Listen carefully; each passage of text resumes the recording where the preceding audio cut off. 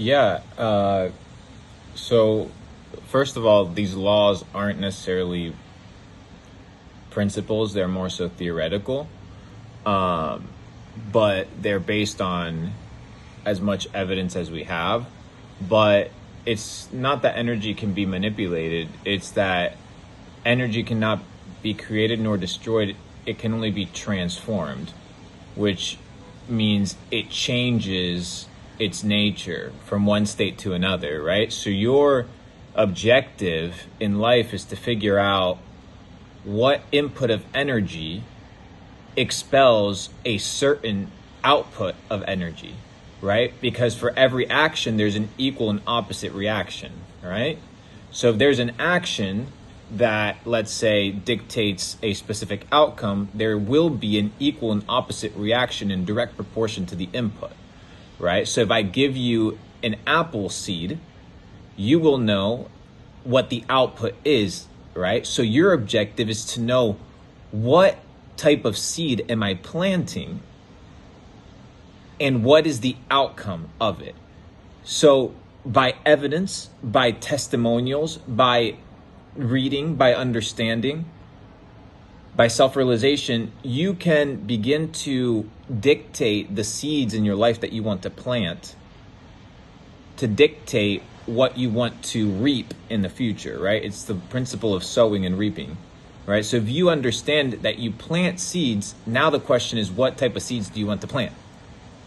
And that is the big question. Most people don't know what they're planting, right? And they don't know Absolutely.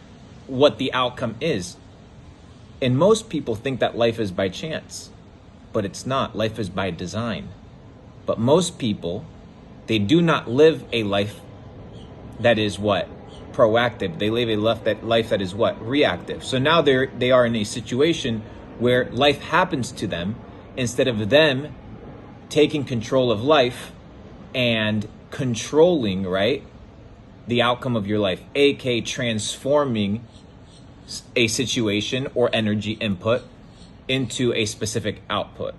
And through principle and through testimonial, you can validate what type of input you need to live a certain life.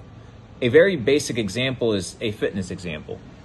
You know that if you do not eat processed sugars or processed food or high carb diet, and if you exercise and you are in a caloric deficit, you will lose weight, right? That is, you know that is the outcome. Unless you have some weird disease or something that is incompatible, most of the time you understand that if you input that certain thing, you are guaranteed a specific output. So now you live a life, what?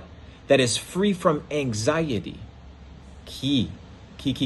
Listen, I know a lot of motherfuckers with money, but full of anxiety. So let me teach you how to get rid of it, right? All these psychologists are out here listening and talking to people about the brain, but they don't understand the very basic concept as to how one of these emotions comes into existence, right? So anxiety is the negative perception of something that you cannot control that provokes an emotion in you because you can't control it.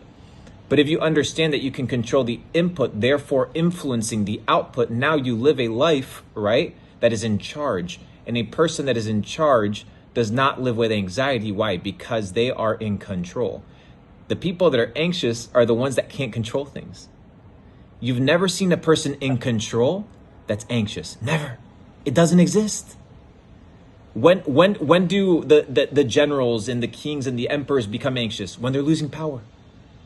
But when everything's under control, they're chilling, right? So when you're in a state of anxiety, in a state that is out of place, you need to ask yourself, why are you not in control?